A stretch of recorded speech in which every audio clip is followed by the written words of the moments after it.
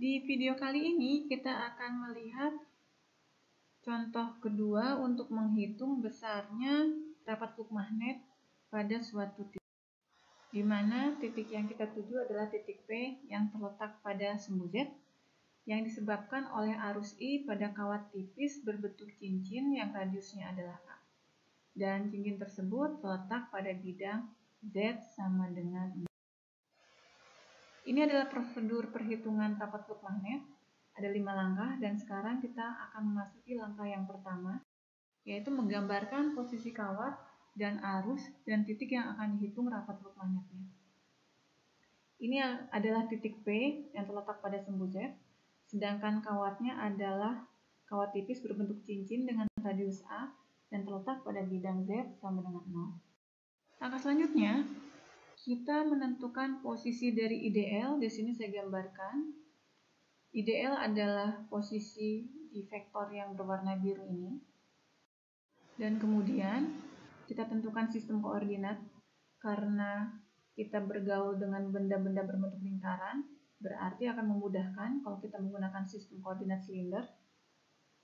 Kemudian kita tentukan vektor R, di mana vektor R adalah vektor dari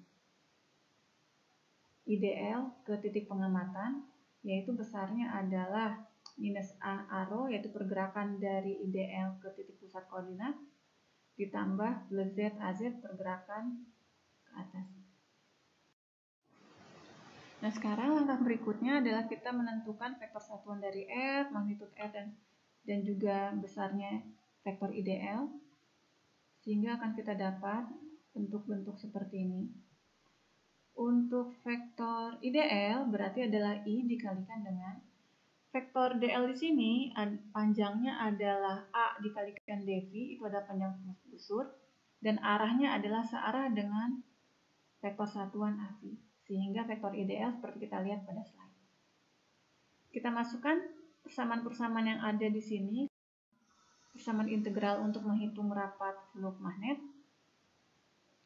Kemudian akan kita dapatkan bahwa rapat fluk magnet sama dengan integral seperti yang kita lihat pada slide.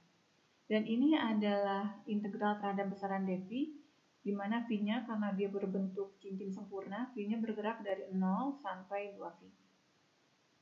Kini yang perlu kita perhatikan adalah berapa besarnya AV cross minus arrow, yaitu AZ, dan berapa besarnya AV cross AZ, yaitu arrow.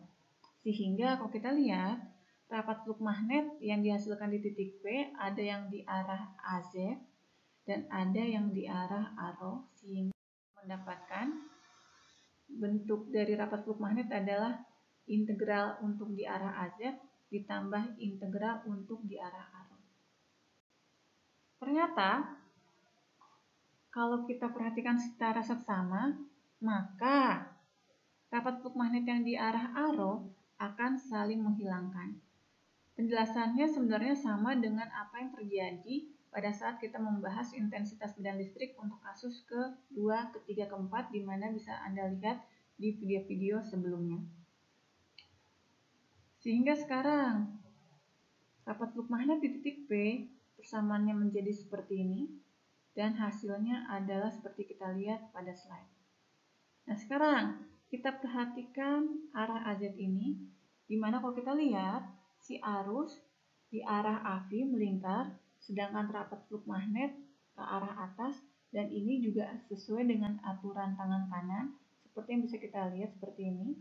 Arusnya melingkar akan menghasilkan medan magnet yang ke arah atas, seperti apa yang ditunjukkan dengan tangan kanan berikut. Baiklah, mengenai hukum filsafat telah selesai.